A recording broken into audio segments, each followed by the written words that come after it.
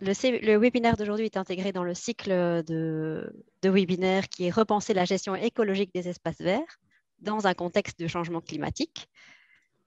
Donc, pourquoi ce cycle de webinaire? C'est parce qu'on s'est rendu compte que avec tout ce qui arrive aujourd'hui en matière de changement climatique, que ce soit les vagues de chaleur successives, il y a des étés très chauds, très secs, des températures extrêmes, des orages, etc. Et bien, face à tous ces nouveaux défis auxquels on doit faire face maintenant, surtout et comment y répondre, eh bien, on va vraiment faire un focus pour les gestionnaires que vous êtes des espaces publics et pour les communes en particulier par rapport à quelles plantes utiliser ou comment réagir face à ces changements climatiques, comment aménager vraiment nos espaces verts pour répondre aux enjeux actuels et s'adapter.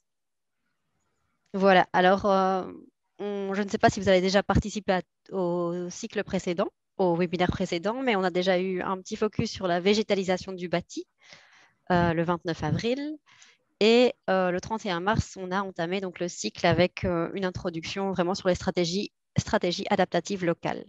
Aujourd'hui, focus sur la gestion de l'eau pour lutter contre la sécheresse. Le 8 juin, nous parlerons des plantes, vraiment quelles plantes choisir par rapport au changement climatique. En septembre, on aura les inondations et les ruissellements des eaux en espace public, les enjeux et les solutions.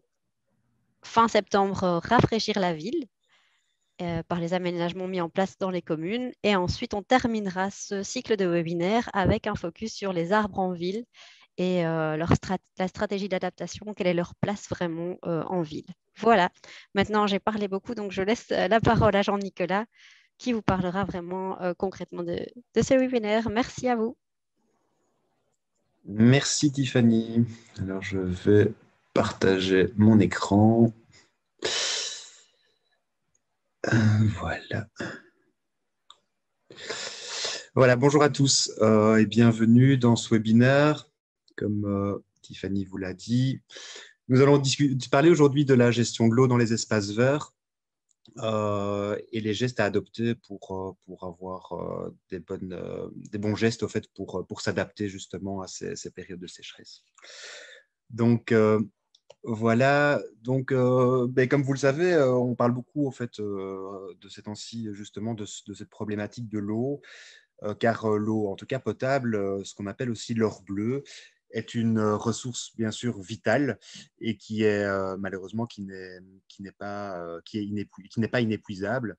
Et donc, en faisant abstraction justement de ces dernières semaines qui ont été, on peut le dire, assez pluvieuses, on se rend compte depuis quelques années, en effet, que des situations climatiques particulières, qui sont principalement, en fait, qui ont de longues périodes, au fait, de sécheresse, ont engendré, au fait, une grande augmentation, en fait, par exemple, du nombre d'arrosages qui sont nécessaires dans les communes pour le fleurissement ou pour la végétalisation. Et c'est-à-dire que il y a eu une grande augmentation en fait, du temps de travail aussi pour le personnel ouvrier, et donc parce que ce sont vraiment des tâches en fait, qui sont vraiment chronophages, et donc une grande augmentation aussi de l'utilisation, de la quantité d'eau utilisée, et donc voilà, cette diminution en fait, de ressources. Alors beaucoup de communes déjà actuellement sont depuis quelques années dans une réflexion assez globale par rapport à cette problématique, parce que je pense que la plupart des gens se rendent bien compte que cette situation va sans doute se répéter dans les années qui viennent, et que pour éviter donc justement en fait de rentrer dans ce schéma très coûteux et très chronophage, beaucoup de communes au fait se lancent dans une réflexion globale en termes de végétalisation vraiment communale pour que cette végétalisation et ce fleurissement soient beaucoup plus résilients par rapport à cette situation et qu'elle soit beaucoup plus adaptée par rapport à ce que nous vivrons certainement en fait, dans les prochaines années.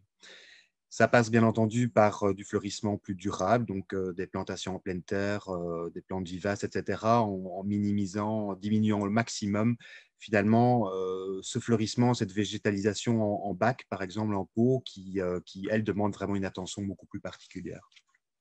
Alors, la gestion de l'eau, c'est un sujet très global. Ici, nous allons vraiment parler au fait du cas dans les communes et par rapport à ces gestes à prendre. Maintenant, c'est sûr qu'il y a des sujets comme l'infiltration de l'eau, l'acheminement, l'irrigation, etc., qui font partie, bien sûr, de la gestion de l'eau. Ce sont des sujets qui seront abordés dans les webinaires qui vont suivre, comme Tiffany l'a expliqué. Alors aujourd'hui, je vous propose de vous présenter ces bons gestes au fait via 10 règles qui me semblent importantes à suivre, ou en tout cas pour optimiser justement cette gestion de l'eau. Alors la première règle, c'est d'abord de mieux planter. Alors je vous en ai déjà touché un petit mot dans l'introduction. Il est sûr que la plantation en pleine terre est une des solutions pour diminuer en tout cas les arrosages. Et de bénéficier, bien entendu, de tous ces avantages pour ces plantations en pleine terre. Alors là, on pense principalement, comme sur les photos ici, vous voyez que ce sont des mélanges de plantes vivaces, donc voilà, qui sont en pleine terre, c'est-à-dire qu'elles seront implantées et qui vont vraiment offrir un fleurissement à long terme, au fait, pendant de nombreuses années. Alors, dans ces aménagements, bien entendu, ce qu'on essaie au fait de favoriser, c'est bien entendu le paillage de ces espaces. C'est le paillage. Alors, il y a différents types de paillage. On parle en général de paillage organiques, donc qui sont par exemple du paillage de miscanthus, de chanvre, etc. Ce sont des paillages au fait qui ont de multiples avantages. Alors un des premiers avantages par rapport au sujet qui nous occupe aujourd'hui, c'est de limiter l'évaporation de l'eau au fait de la terre. Ça permet vraiment à la terre de rester humide sous ce paillage. Ça a bien sûr le gros avantage de réduire la germination des plantes adventices qu'on n'a pas trop envie de voir apparaître. Et à long terme, au fait, ça permettra aussi d'apporter de la matière organique au sol et donc de fertiliser le sol à long terme. Alors, un des critères aussi importants, c'est la densité de plantation, c'est-à-dire que c'est un critère important aussi pour veiller à ne pas avoir une densité trop importante, ni une densité qui est trop faible. Ça permettra d'avoir un couvert végétal de l'ensemble de l'espace végétalisé et ça permettra en effet aussi d'avoir un rôle important par rapport à la gestion de l'eau. Alors, bien entendu, ce n'est pas toujours possible de planter en pleine terre. Donc, voilà, si la plantation en pleine terre n'est pas possible, ben, voilà, bien sûr, donc beaucoup de communes se tournent pour leur fleurissement annuel vers des jardinières, des bacs, etc. Alors, on préconise vraiment l'utilisation de bacs, comme on les voit ici sur l'image.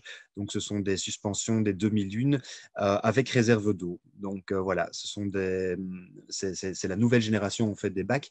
Ça permet considérablement de diminuer en fait, le nombre, la fréquence en tout cas d'arrosage par rapport aux expériences qu'on a eues l'année passée et les retours d'expérience de certaines communes. Certaines communes l'ont passé alors que certaines devaient arroser quasiment tous les jours les jardinières classiques avec des bacs, avec des réserves d'eau. Ben, le nombre de passages était souvent diminué de 2 ou 3 fois. Donc, c'est-à-dire que l'arrosage pouvait se faire tous les 3 jours, ce qui est vraiment précieux à l'échelle d'une commune. Alors, un des autres critères, bien sûr, c'est d'utiliser des terreaux de qualité. Alors, dans le commerce maintenant et en tant que de commune ou même particulier, beaucoup d'entreprises, en fait, proposent des terreaux avec des rétenteurs d'eau. Même chose, qui aident beaucoup au fait à diminuer la fréquence d'arrosage. Et bien entendu aussi, le choix des variétés, parce qu'il existe en effet des variétés qui sont beaucoup plus résistantes à la sécheresse. Et donc, dans ce cadre-là, il y aura aussi vraiment des variétés, je pense principalement à des plantes annuelles, en tout cas ici par rapport au bac, qui seront à éviter pour éviter voilà, qu'elle souffre trop en fait, de ces périodes de sécheresse. Je n'insiste pas trop sur ces points-là parce que Fabien, par la suite, va vraiment rentrer beaucoup plus dans le détail par rapport à son retour d'expérience. Donc, je lui laisserai expliquer tout ça plus en détail.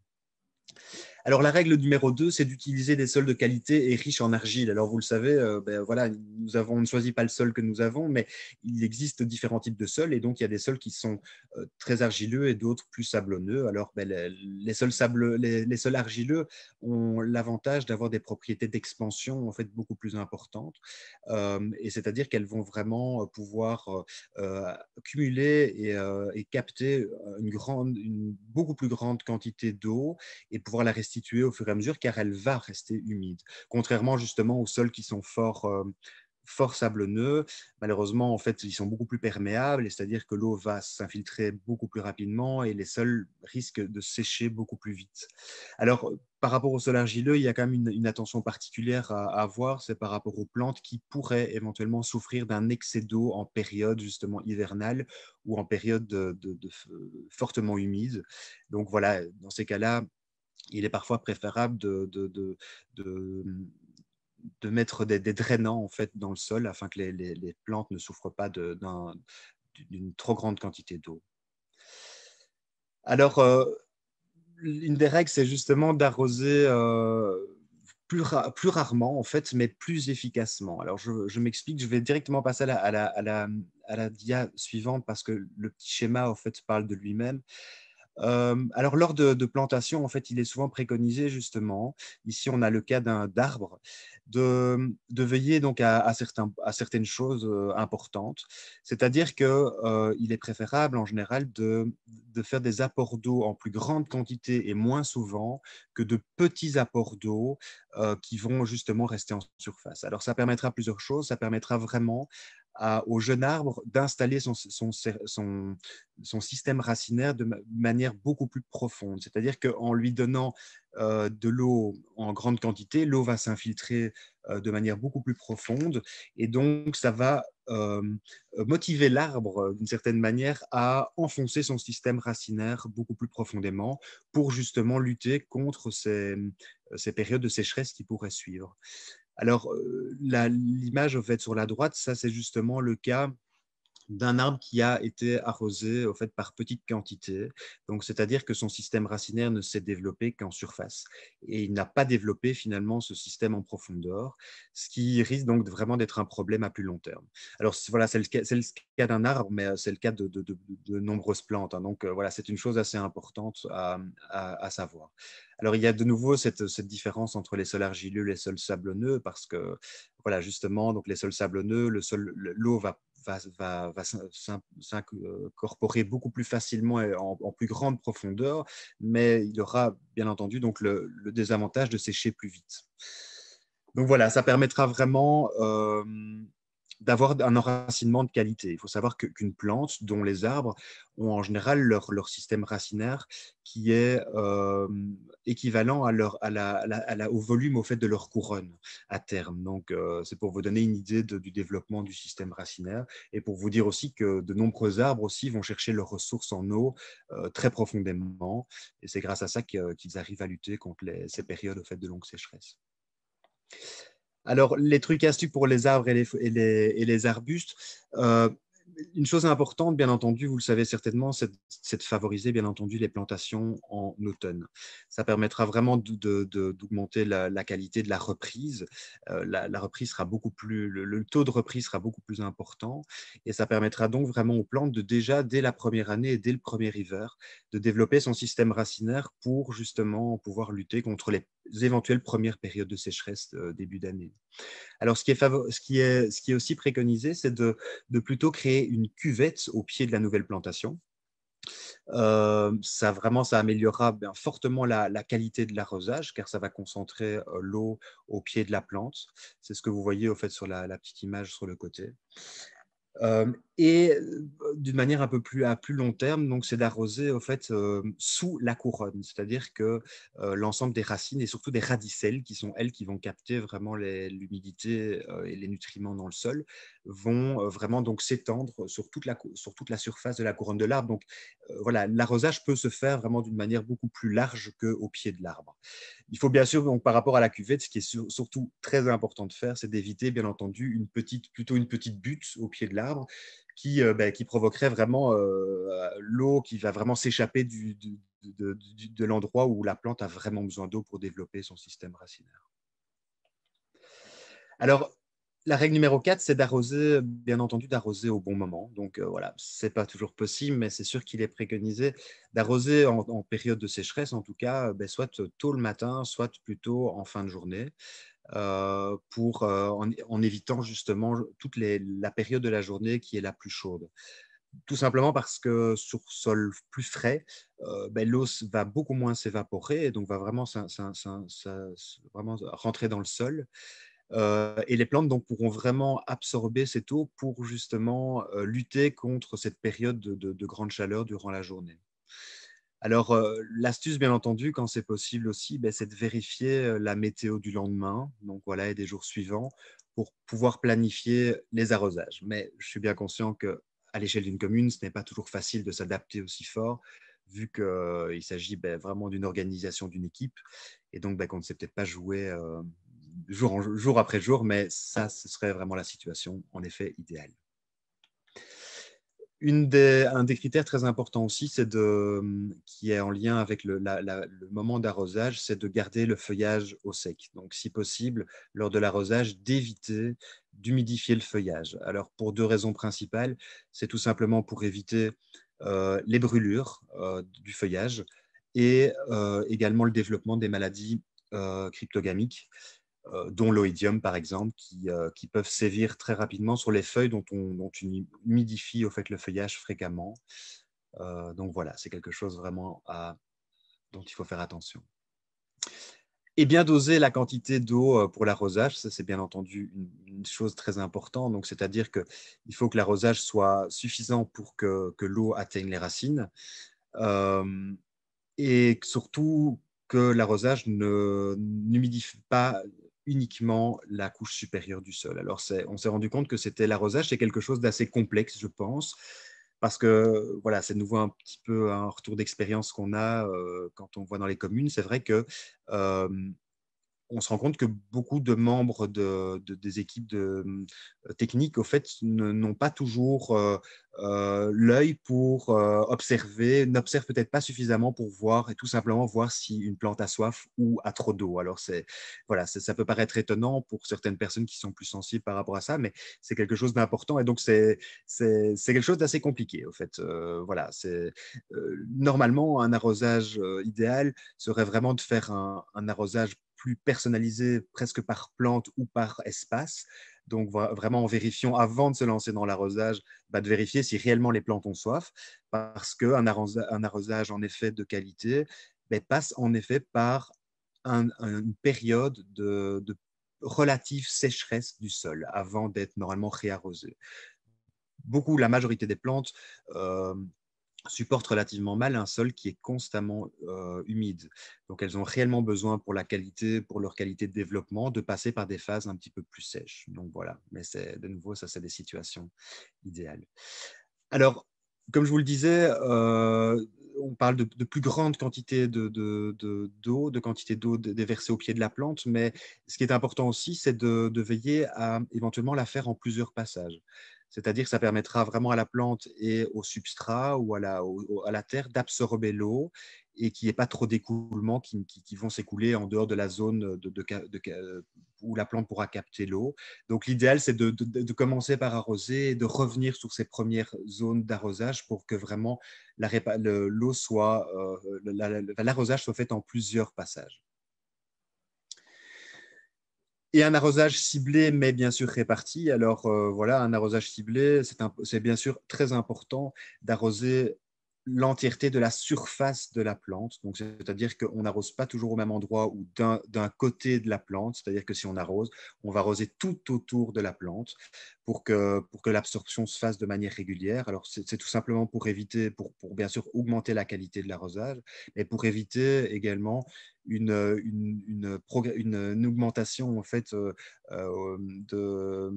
du système racinaire éventuellement d'un côté qui pourrait voilà, donc limiter entre guillemets cette zone de captation et aussi par la suite provoquer éventuellement des déséquilibres en fait, dans le système, dans le développement du système racinaire qui à long terme pourrait vraiment provoquer des déséquilibres en tant que stabilité de plantes. Je pense principalement aux arbres.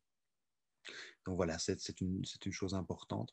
Et donc, bien entendu, arroser de manière à économiser l'eau. Alors, ce qu'on dit souvent, c'est d'arroser autant que nécessaire et aussi peu que possible. Donc voilà, c'est vraiment se dire qu'on essaye d'arroser quand c'est vraiment nécessaire. Alors, L'astuce, parfois, une des solutions, c'est d'utiliser dans certaines situations d'arroser, d'utiliser des systèmes d'irrigation automatiques, donc avec des capteurs d'humidité. C'est parfois bénéfique dans certaines situations, mais dans d'autres, ce n'est absolument pas bénéfique, donc il faut vraiment le mesurer.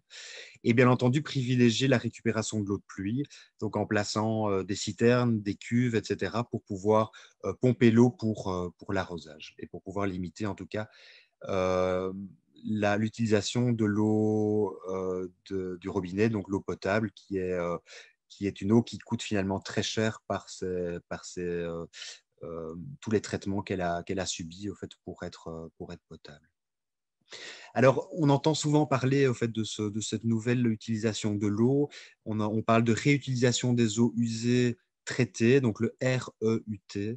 Alors, c'est quelque chose qui est très fort développé en France principalement, parce qu'en fait, ils sont dans cette réflexion depuis les années 80. En fait, c'est une utilisation donc, des eaux usées, donc après traitement. Alors, ces eaux proviennent en général soit d'un usage industriel, soit justement de ce qu'on appelle des eaux grises. Donc, c'est-à-dire que pour l'instant, comme déjà certaines communes ici en Belgique, en fait, ils scindent les tuyaux en fait, de récupération d'eau afin de scinder les eaux pluviales, en fait, qui peuvent directement être utilisées ou remis ou reversées, en tout cas dans la nature, dans les lacs ou dans les ruisseaux, et justement vraiment scinder ceci avec les eaux grises qui, elles, vont être envoyées vers les stations d'épuration afin qu'elles soient justement traitées pour être dépolluées. Alors, on parle de ces eaux-là, justement, dans le REUT. Alors, c'est des eaux, en fait, qui ont de nombreux avantages parce qu'on va pouvoir vraiment les utiliser et ainsi faire de grosses économies d'eau sur l'eau potable. Ça permet aussi de mettre à profit la valeur ajoutée à ces eaux usées, parce que même si elles sont traitées en station d'épuration, en fait, ces eaux contiennent encore une certaine charge organique et donc pourront vraiment en fait, servir en tant que fertilisant par rapport aux arrosages de plantations. C'est une eau donc, qui est très utilisée en France pour l'arrosage, par exemple, en agriculture, bien entendu, mais aussi pour le nettoyage des voiries, par rapport à l'utilisation pour la lutte contre les incendies, etc. Et donc, ça permet aussi, bien entendu, de limiter fortement les coûts de restauration donc, des milieux. C'est-à-dire que d'éviter donc les coûts de restauration. Donc je parle principalement en fait du rejet de ces eaux de stations d'épuration donc en zone sensible qui vont permettre d'éviter en fait l'eutrophisation. Donc c'est dire c'est finalement ce déséquilibre du milieu qui est provoqué donc par rapport à une augmentation de la concentration en azote ou en phosphore dans la nature. Et donc ça permet considérablement en fait de réduire ces coûts. Donc voilà, je vous en parlais. Donc voilà justement les solutions, les techniques innovantes donc pour optimiser donc la récupération donc de ces eaux. Donc c'est justement donc la déconnexion des eaux pluviales des réseaux d'assainissement. Donc voilà, c'est ce qui est déjà mis en place dans certaines communes déjà ici en Belgique, mais c'est surtout beaucoup vu en France. Et donc, il existe aussi des systèmes aussi, bien entendu, de chaussées réservoirs. C'est-à-dire que c'est vraiment des chaussées au fait, qui sont conçues dès leur conception, qui sont conçues pour pouvoir accueillir au fait, des réserves d'eau, car elles sont en fait, perméables. Et donc, elles vont pouvoir stocker au fait, ces grosses concentrations d'eau lors de grandes pluies.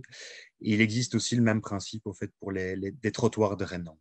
Ça, ce sont tous des thèmes au fait, qui vont être abordés dans les autres webinaires dont ma collègue vous a parlé et dont principalement celui du 14 septembre. Alors ici, je vous ai indiqué, parce qu'on vous partagera bien entendu les slides de ce webinaire, je vous ai mis deux liens qui me paraissaient importants par rapport à justement ces expériences au fait de réutilisation des eaux usées et donc de l'expérience qui est mise en place en France.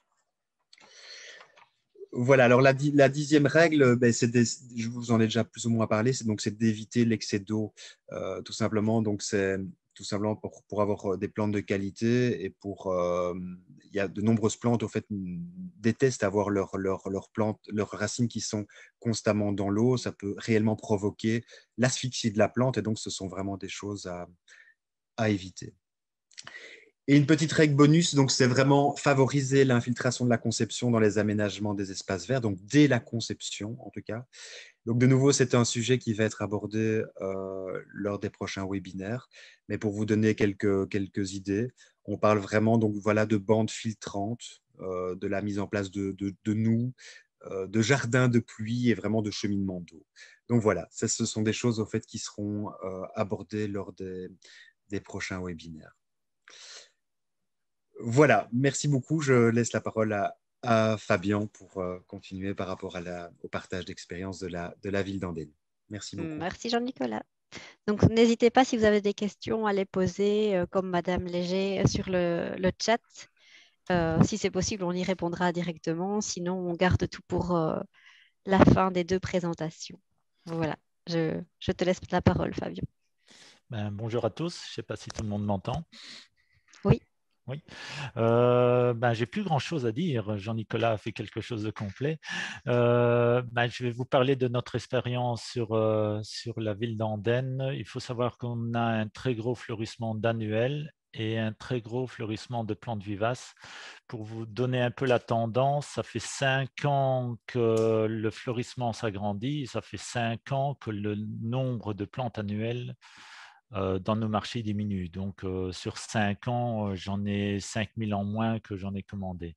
Donc, voilà, ça vous donne un peu une idée sur ce qu'on va, dans quel sens on va. Je suis en train de partager mon écran. Je ne sais pas si vous le voyez, le diaporama. Non, pas encore. Non. OK. Attendez.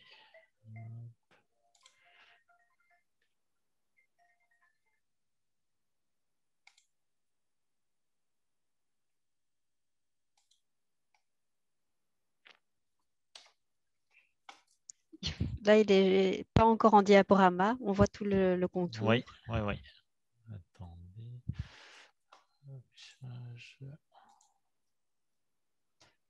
Voilà, ça devrait être Ça bon. marche. Oui. Ça marche, super.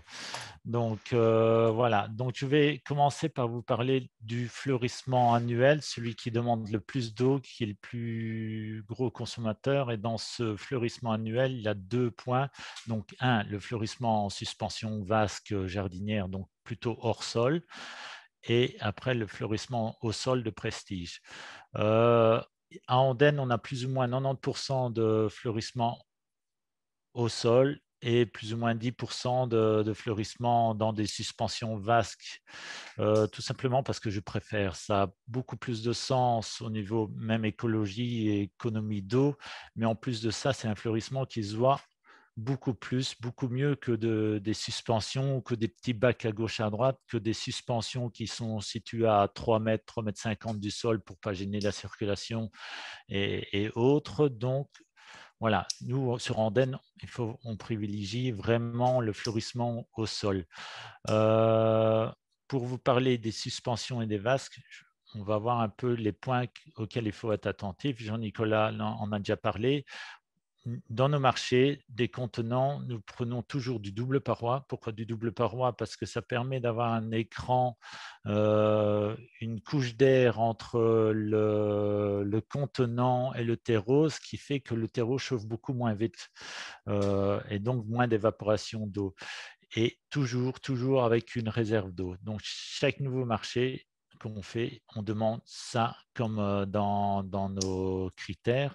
Un autre point qui est important, en moindre, un peu moins, mais c'est la couleur du contenant. Si vous prenez un contenant de couleur claire, il va moins vite chauffer qu'un contenant de couleur foncée comme on voit derrière. Ça, c'est les anciens. Ces couleurs vertes, ça a du sens. Le vert, ça se voit moins par rapport au feuillage de la plante.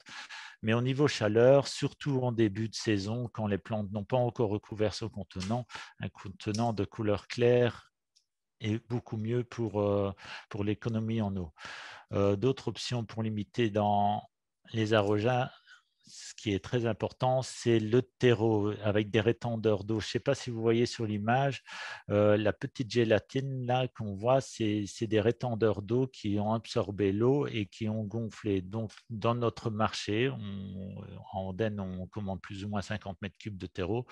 Nous avons notre propre composition où dans le terreau, on demande une telle quantité d'argile, une telle quantité de rétendeurs d'eau au mètre carré et aussi une telle quantité de fibres de bois qui retiennent aussi de l'eau.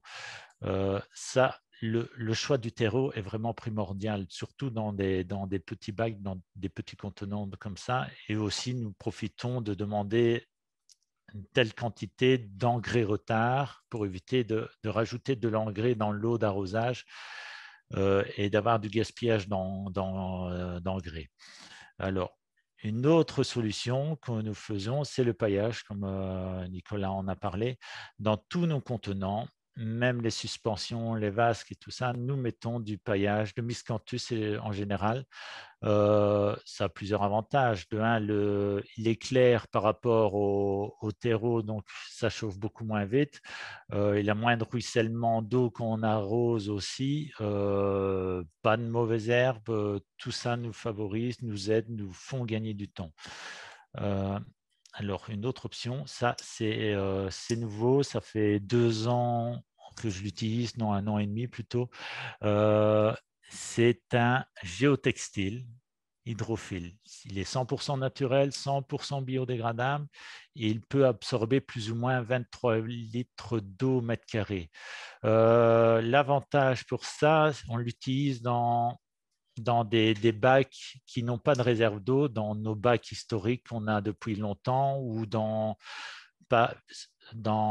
notre mobilier urbain, plutôt l'immobilier urbain, quand on a des bacs en béton qui font partie du trottoir, que pour changer, ça demande énormément de travaux. Eh ben, nous utilisons ce géotextile. La publicité dit qu'on peut gagner un arrosage sur 3. J'ai plutôt tendance à dire un arrosage sur 2, mais ça marche très bien et c'est vraiment un produit exceptionnel. Et comme c'est biodégradable, on ne doit pas spécialement l'enlever. On peut l'utiliser pendant 2 ans. Au bout de 2 ans, il n'a plus vraiment le même effet. Et alors, ça devient un peu comme les rétendeurs d'eau dans le terreau, ils se décomposent. Donc après, à un certain moment, il faut le changer. Vous le mettez plus ou moins à 30 cm sous terre, là où les racines vont aller puiser en profondeur. Et ça oblige aussi les racines à aller en profondeur dans le bac pour essayer d'économiser de l'eau plus tard. D'autres options pour limiter l'arrosage que nous utilisons, nous allons faire un essai cette année, c'est utiliser des oyas. Les oyas, je ne sais pas si vous voyez ce que c'est une sorte de jarre, de cruche d'eau poreuse, celle-ci, qu'on enterre dans le sol. C'est utilisé depuis la nuit des temps. Je crois même qu'au temps des Romains, ils utilisaient ça. Moi, j'utilisais ça dans ma serre, ça marche très bien. Donc, on enterre l'oyas et alors on le remplit d'eau. Il faut faire attention qu'il faut utiliser de l'eau de pluie parce que l'eau de ville est trop calcaire et à terme, on peut boucher les pores de l'oyas. Donc, il n'aura plus l'effet qu'il faut. L'avantage avec ça, c'est le même. Quand on arrose, on fait l'arrosage du bac, ben, on ouvre le couvercle, on le remplit d'eau et ça fait une grosse réserve d'eau. Et les plantes vont aussi puiser en profondeur pour aller chercher l'humidité que diffuse cette oyas. On dit qu'il faut une oyas plus ou moins 5 litres pour faire 1 mètre carré. Donc, vous en mettez une au milieu de votre bac, c'est suffisant. Ça a un certain coût, mais je crois qu'on le gagne assez vite au niveau économie d'eau. Voilà. Une autre chose importante, c'est le choix des végétaux. Alors, dans nos vasques, dans tout ce qui est petits bacs dans les villages et autres, nous utilisons généralement des géraniums et plus de surfinia. Pour plusieurs raisons. Déjà, le surfinia demande énormément d'eau. Ce sont des plantes plus fragiles. Ce sont des plantes qui sont plus sujettes aux maladies, comme nous sommes tous zéro phyto maintenant, c'est très important. Voilà. Maintenant, je peux comprendre, certaines personnes disent oui, les surfinias, ça donne énormément de fleurs, c'est pas du tout la même chose qu'un géranium. Oui, mais c'est compensé d'autres façons. On compense par exemple la hauteur du surfinia, je le compense en mettant des hypomées qui descendent fortement. Et alors, l'autre avantage par rapport au surfinia, c'est le surfinia en fin de saison, quand vous arrivez vers fin septembre, octobre, il commence à changer un peu, à plus être aussi beau avec les nuits qui deviennent plus fraîches et l'oïdium souvent qui se met dedans. Eh bien, avec le géranium, vous n'avez pas ça. Donc, vous avez une floraison beaucoup plus longue. Ça m'est déjà arrivé à la commune d'Andenne de retirer seulement mes géraniums au fin novembre parce qu'ils étaient encore beaux tant qu'on n'avait pas de forte gelée. Donc, voilà, vous le perdez d'un côté, mais vous le gagnez de l'autre. Vous voyez deux photos, celle au-dessus du rond-point de Bégonia, là c'est en début de saison, on voit le gazon qui est hyper sec, on n'a pas eu de problème d'arrosage avec nos pélargoniums. Et vous voyez l'autre qui est un peu plus avancé dans la saison, vous voyez qu'elles sont combien bien fournies nos suspensions et avec les hypomées qui descendent fortement. Maintenant, c'est vrai que les hypomées ne résistent pas vraiment au froid, mais quand on était au mois de novembre, tout ce que j'ai fait, c'est simplement couper les hypomées et les suspensions restaient jusqu'à vraiment la fin aux très fortes gelées. Donc voilà, on peut gagner là-dessus. Notre deuxième fleurissement, donc celui que je préconise pour le fleurissement de prestige, c'est le fleurissement au sol. Pourquoi je préconise ça? De un, c'est économie en eau. De deux, on peut vraiment faire des fleurissements qui se voient de loin, qui se voient directement. Pour vous donner un petit exemple, les vasques, une année, on les a placés. Je parlais avec un collègue, il me fait « Ah, tu as placé tes vasques ?» Je n'ai même pas vu en passant, parce que les vasques, les suspensions sont à une certaine hauteur et n'appellent pas directement le regard, même quand on marche dans la rue. Donc, il faut préconiser les suspensions, les vasques vraiment sur une place communale où c'est du béton partout. Là, oui, vous pouvez utiliser ce fleurissement. Enfin, je conseille ce fleurissement alors. Mais alors, il faut une certaine quantité de vasques pour donner un effet. Donc, le fleurissement au sol, on va voir plusieurs points en vitesse. Les choses importantes, c'est le choix des végétaux. Les combiner avec des vivaces, c'est souvent ce qu'on fait. Travail du sol, travailler le sol, le paillage, le terreau, comme pour dans les suspensions, les vasques, la densité de plantation, les associations de fleurs aussi qui sont importantes, et les horaires d'arrosage. Donc, on va commencer par les choix des végétaux. Ici, vous voyez un parterre qui est uniquement en bégonia. Le bégonia sempervirens ne demande pas énormément d'eau. Maintenant, il demande un travail particulier au niveau de l'arrosage. Vous ne pouvez pas arriver à 8 heures du matin, une journée ensoleillée et arroser dessus, sinon vous n'allez plus avoir de bégonias, ils seront tous fondus à cause du soleil et de l'effet loupe de l'eau dessus.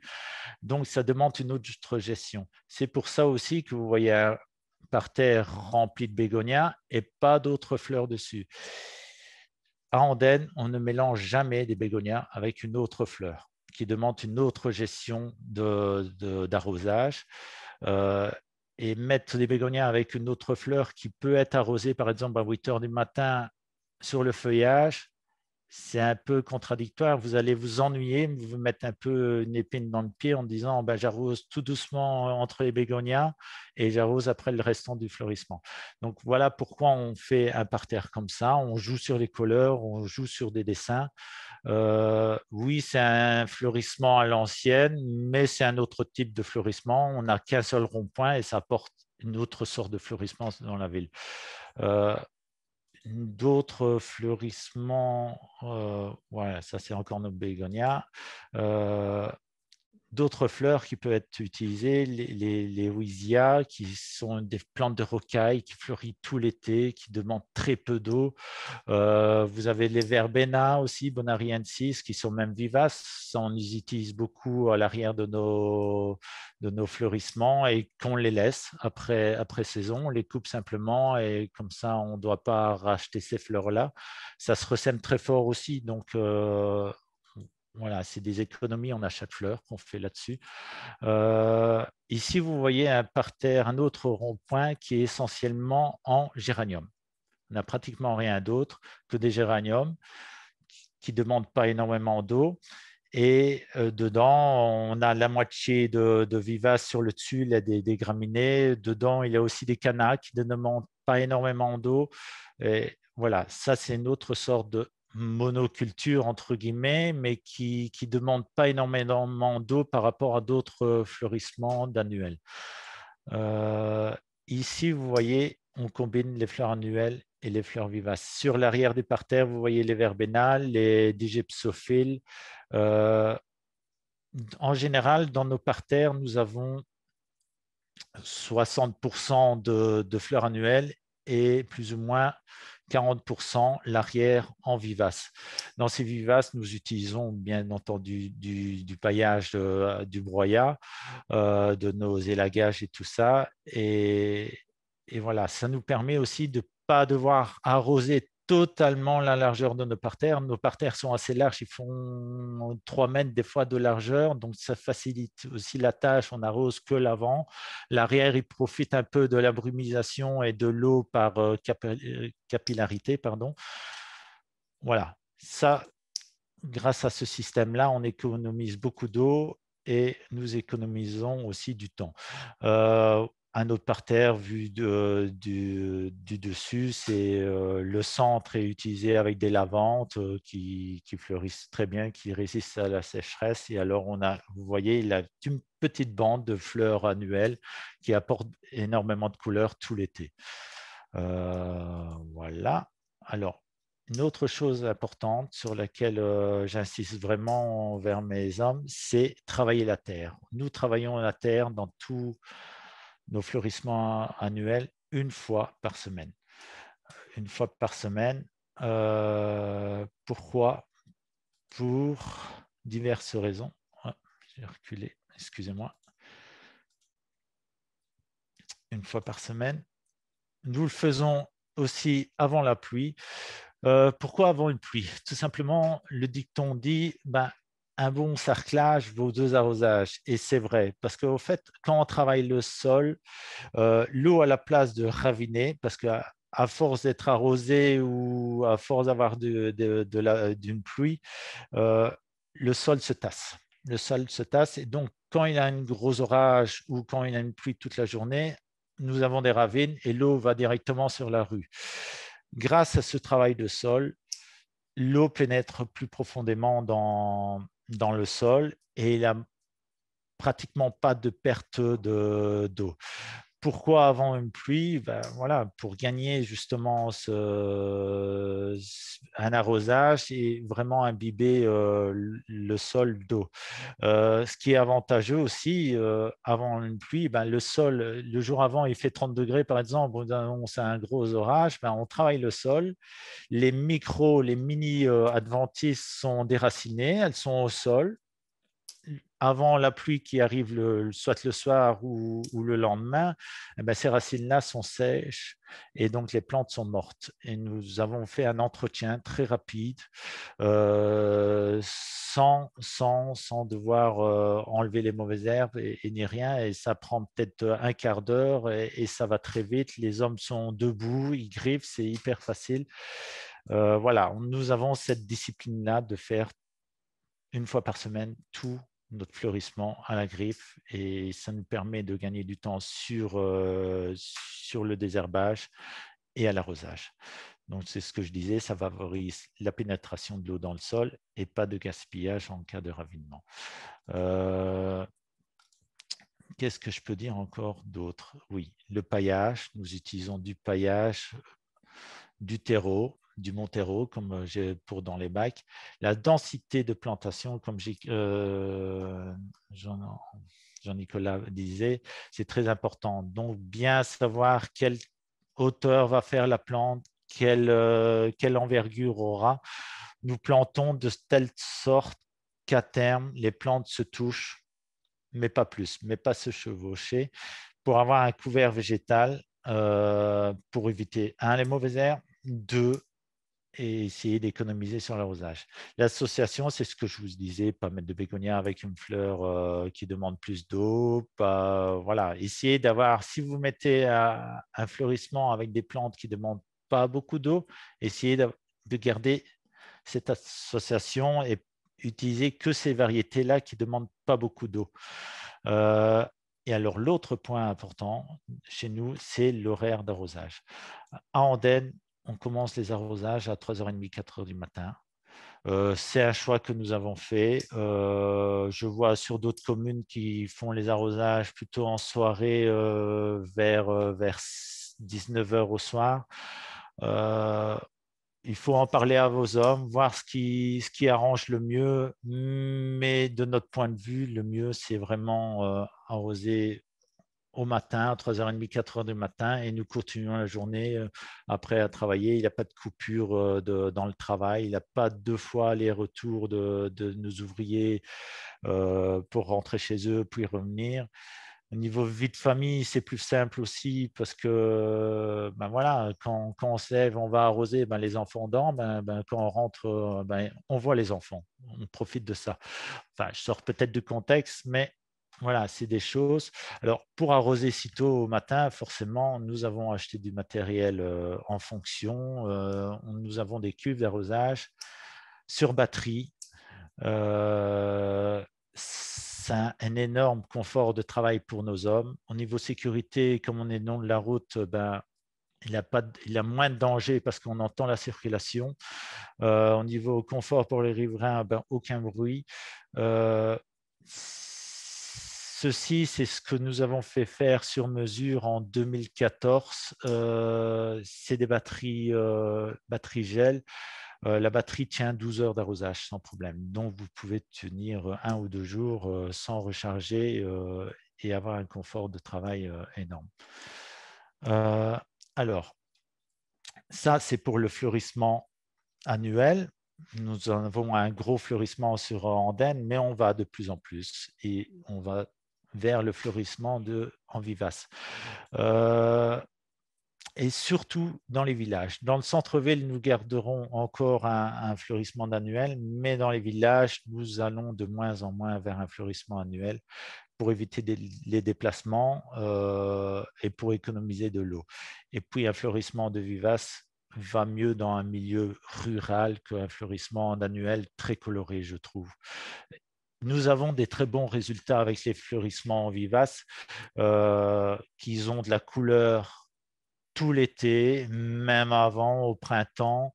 Nous combinons un peu ces fleurissements vivaces avec quelques bulbes entre pour avoir des fleurs au printemps. Voilà, ça marche très bien. Ici, vous avez un exemple d'un rond-point totalement vivace. Nous utilisons bien entendu du broyat comme dans nos parterres. Je vais vous montrer quelques photos en vitesse. Ici, c'est la toiture du centre culturel, uniquement en vivace mellifère. Ça aussi, nous faisons attention. Toutes nos nouvelles créations en vivace, ce sont en mellifère essentiellement. Est-ce que je peux vous dire d'autres à ce sujet-là? Oui, ce qui est très important avec les fleurissements vivaces, c'est l'époque de plantation. Comme on en a parlé précédemment, il faut planter en automne, préférer en automne. Et moi, personnellement, fin mars, je ne plante plus de vivaces, nulle part. Pourquoi? Parce que tout simplement, si vous plantez trop tard des vivaces au mois d'avril, elles vont se comporter comme des fleurs annuelles en été. Donc, vous allez devoir les arroser autant pour les maintenir parce qu'ils n'ont pas de système radiculaire assez important pour pouvoir tenir à une sécheresse. Voilà. Je ne sais pas si j'ai d'autres choses à vous montrer. Je n'arrive pas à faire avancer mon diaporama assez bizarrement. Qu'est-ce que je peux vous parler d'autre? Oui, nous faisons aussi d'autres fleurissements. Ben voilà, ça a bugué un peu, je suis désolé. Je vais vous parler des autres fleurissements. Je vais essayer en même temps de revoir mon diaporama. C'est les effleurissements en bulbe. Nous avons chaque année, nous faisons des marchés de fleurissement en plantation mécanisée. Pourquoi? Parce que ces fleurissements-là ne demandent pas ou très peu d'eau et nous permet d'avoir des fleurs à une autre période de l'année. Très fort au début du printemps, comme avec des crocus, des jonquilles. Voilà. Et alors, un autre fleurissement, je suis désolé, je ne sais pas pourquoi ça bug, un autre fleurissement alternatif à tout ça, c'est les prairies fleuries. Cette année, nous avons planté plus de 1000 mètres carrés de prairies fleuries, de nouveaux espaces. J'entends souvent dire que ça coûte assez cher les semences, mais par rapport à un autre fleurissement, pas du tout. Il faut compter plus ou moins 1 euro à 2 euros du mètre carré. Quand vous allez dans un autre fleurissement de vivaces ou d'annuel, on est x3, x4 au niveau du prix du mètre carré. Et nous avons des très bons résultats à ce niveau-là. Voilà, je crois que j'ai fini, j'ai fait le tour. Je ne sais pas si vous avez des questions. Et encore désolé, je ne sais pas pourquoi ça a bugué à la fin. Merci beaucoup, Fabien. Il y avait déjà 2 questions dans le chat. Oui. Je peux les reprendre. Donc, c'était pour le terreau, y a-t-il une attention particulière à l'absence de tourbe pour éviter l'exploitation des tourbières? Quel substrat pour pailler aussi? Il y a 2 questions en une ici. D'accord. Alors, oui, au niveau des tourbières, c'est vrai que pour l'instant, on n'est pas trop impacté, mais il va falloir trouver une solution. Parce que dans les années qui vont suivre, je ne sais pas si ce sera très vite ou pas, les tourbières, ils vont plus en vendre des tourbes et les pays qui ont encore des tourbières vont vouloir les garder pour eux-mêmes ou alors les prix vont exploser. Donc, voilà. Pour l'instant, je n'ai pas encore de solution là-dedans. On est en train d'étudier un peu, essayer de réduire de plus en plus le niveau de tourbe, mais voir un peu ce qu'on peut faire, mais à part aller plus vers des composts et améliorer de la terre avec de l'argile et autres, je ne vois pas comment on va pouvoir pallier à ça pour l'instant, mais je suppose qu'il y a des spécialistes qui vont plancher là-dessus.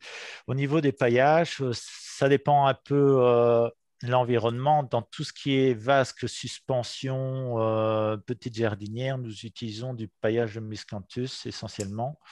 Il n'est pas du tout volatile comme on peut avoir peur parce que quand il est sec, c'est très léger. Une fois qu'il est arrosé, il colle bien au terreau et à la terre. Il y a aussi le paillage de lin qui va très bien, mais il faut faire attention à avoir du bon paillage de lin et qui a été récolté de bonne manière pour éviter d'avoir des semences de lin dans nos cultures. Donc ça, il faut faire très attention aux achats.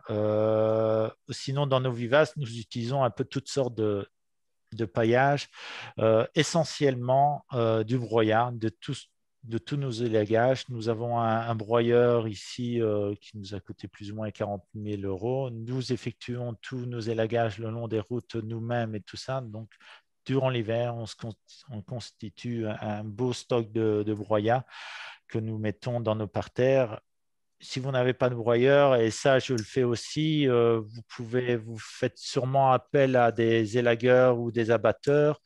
Eux, ils sont ennuyés avec ce broyat-là, ils ne savent plus quoi en faire. Donc moi, j'ai quelques partenariats. Je dis à un élagueur, ben voilà, si vous allez élaguer et que vous êtes tout près de la commune, n'hésitez pas à passer, vous videz ça chez nous. tout en faisant attention aussi à quelques recommandations, c'est éviter qu'ils aillent par exemple faire un élagage ou un abattage d'érable ou qui sont remplis de graines et de semences, parce que sinon vous allez en remettre dans vos parterres, vous allez avoir l'effet inverse et vous allez avoir beaucoup de mauvaises herbes à ce niveau-là. Nous utilisons aussi du paillage minéral. Ça a des avantages et des inconvénients. L'avantage du paillage minéral, c'est qu'il ne se décompose pas. C'est local. Par exemple, pour le copeaux de schiste, c'est très local.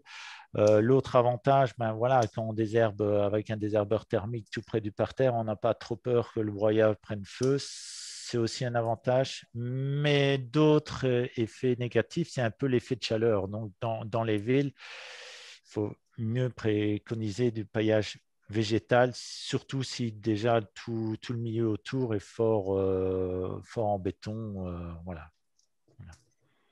Pour compléter éventuellement la réponse de Fabien par rapport aux terreaux, aux alternatives, c'est vrai qu'il n'existe actuellement pas vraiment d'alternatives, en tout cas qui tiennent la route.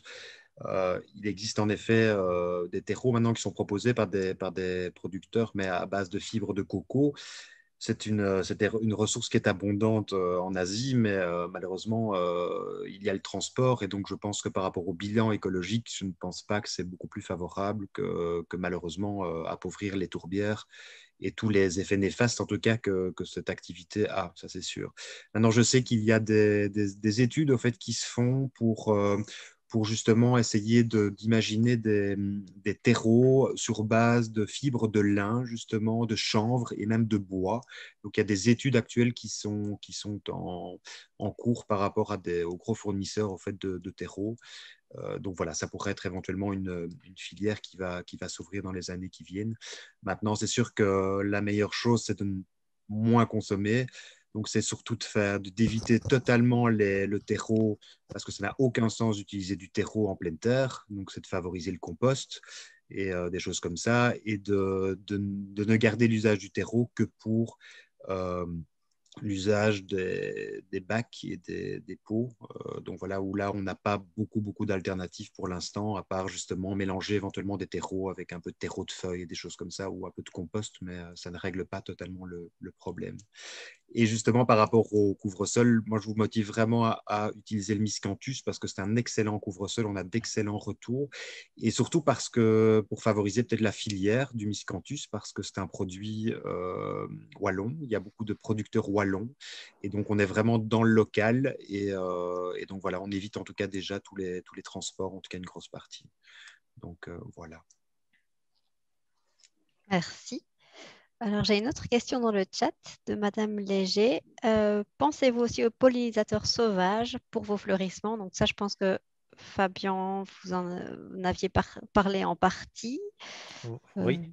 Les trois quarts de nos nouveaux aménagements en vivace, nous utilisons essentiellement des fleurs mellifères. Donc oui, nous pensons aux pollinisateurs. Nous mettons souvent des hôtels à insectes que nous fabriquons nous-mêmes dans nos parterres. Dans nos choix de semences des prairies fleuries, nous faisons attention à ça.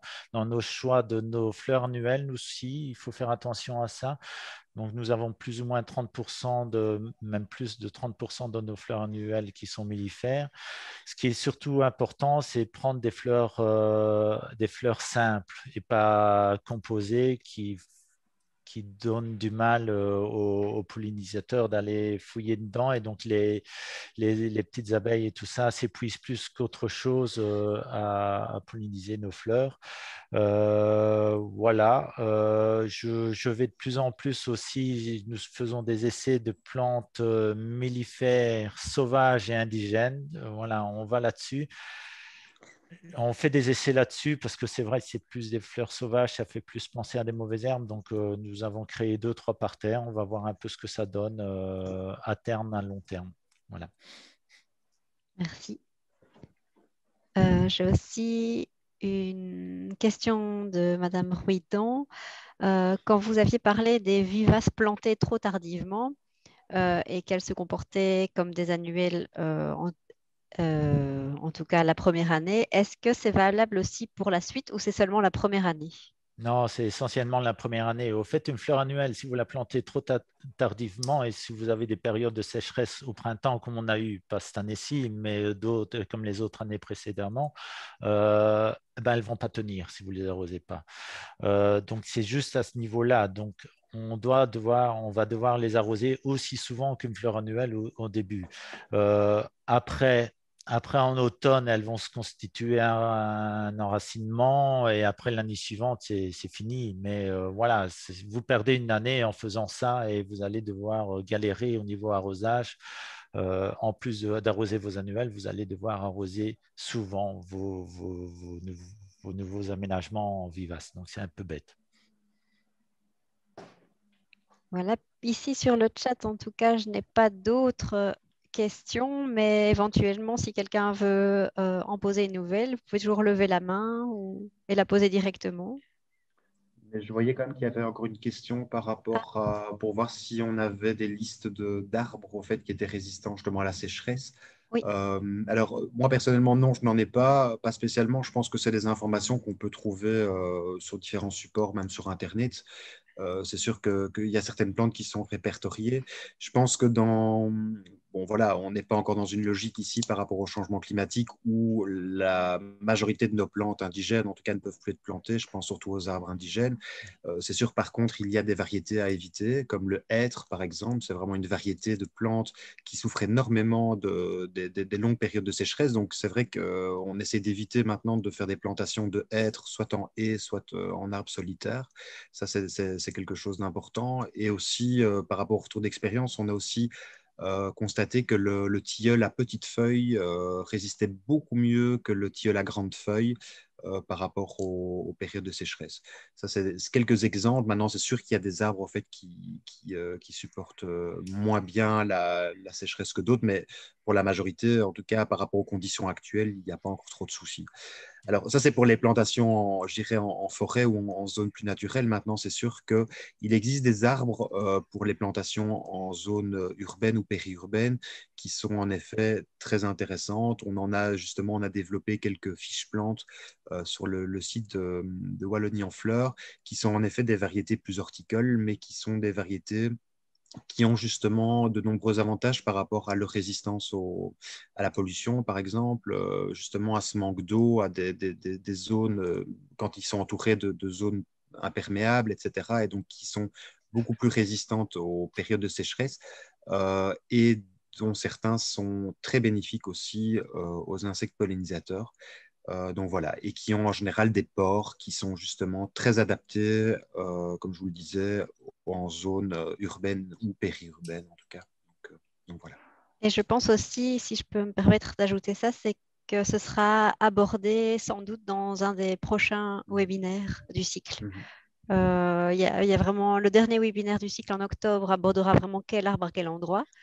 Et je crois que c'est dans le webinaire suivant aussi qu'on parlera du choix de plantes à privilégier. Donc, normalement, je pense que ce sera, on pourra y répondre à ce moment-là. Y a-t-il une autre question ou un commentaire En tout cas, les présentations seront transmises et l'enregistrement de le webinaire sera aussi disponible prochainement sur YouTube, sur notre chaîne YouTube. S'il n'y a pas d'autres questions, mais je remercie beaucoup Fabien Évrard et Jean-Nicolas pour leur intervention. Et c'était très intéressant, plein d'informations. Voilà, on attend le soleil maintenant, parce que pour l'instant, on n'a pas manqué beaucoup de pluie. Mais voilà, un grand Merci merci à beaucoup. tous et Merci. une bonne fin d'après-midi.